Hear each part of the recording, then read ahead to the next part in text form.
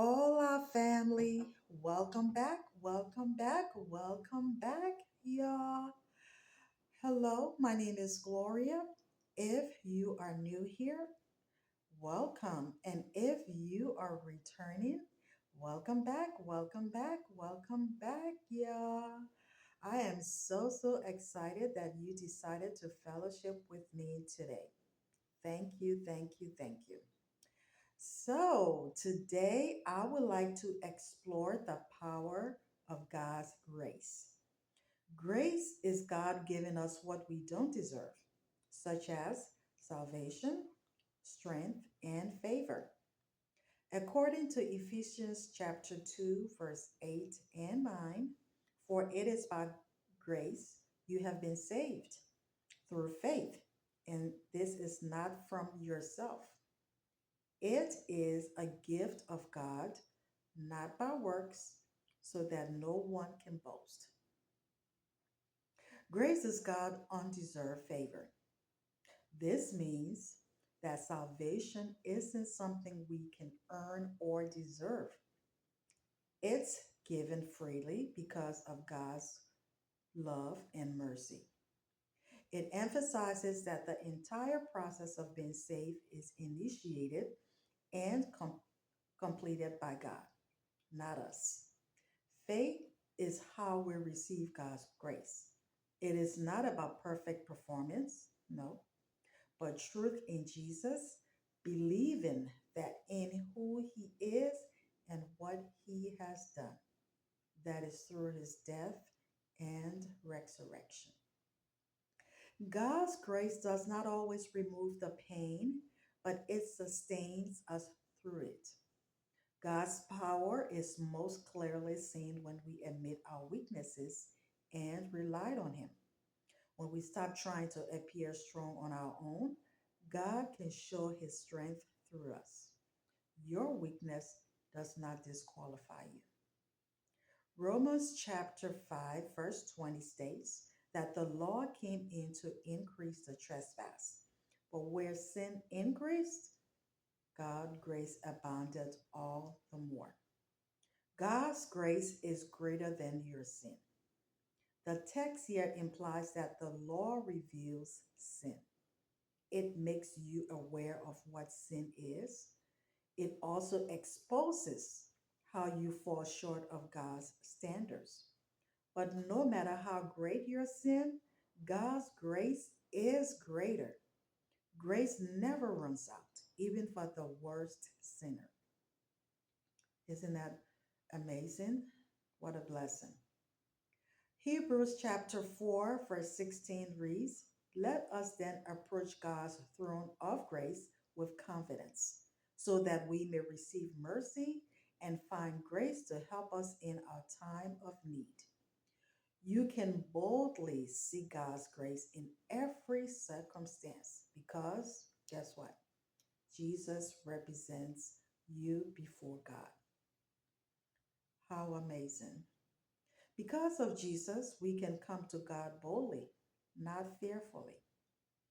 When you come to God honestly with your struggles or sin, He responds with mercy. When life is overwhelming, painful, or confusing, God will give you what you need. Not always what you want, but always what will satisfy or sustain you. God's grace is sufficient because it meets every need, to include your spiritual need, your emotional need, and your physical need, especially in your weakness, suffering, or inability. It is complete, it is powerful, it is complete, powerful, and it is freely given through Christ. Second Corinthians chapter 12, verse 9 states that God's grace is sufficient for you. His power is made perfect in your weakness. This was God's response to Apostle Paul when he pleaded for relief from a thorn in his flesh. Instead of removing the struggle, God reminded Paul that his grace was enough to sustain and empower him through it. Grace strengthens us when we have nothing left to give. Don't you feel like that sometimes, family? I know I do sometimes. Grace is not just about mercy, it also teaches and enables us to live righteously. According to Titus, the book of Titus, chapter 2, verse 11 and 12. God's grace never runs out, it is limitless.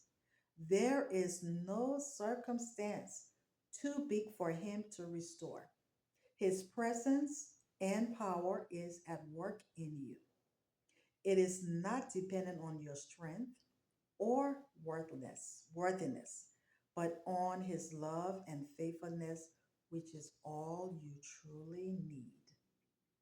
Grace also transforms your inner desires in making you want to please God rather than just obey rules, which helps you turn away from sin and follow God's will.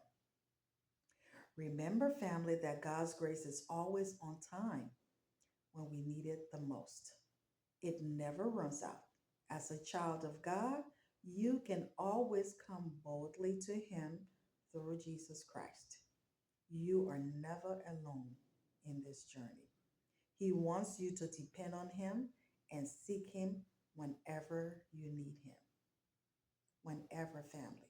Can you imagine? You have that privilege to see God whenever you need Him. How amazing. We serve an amazing God.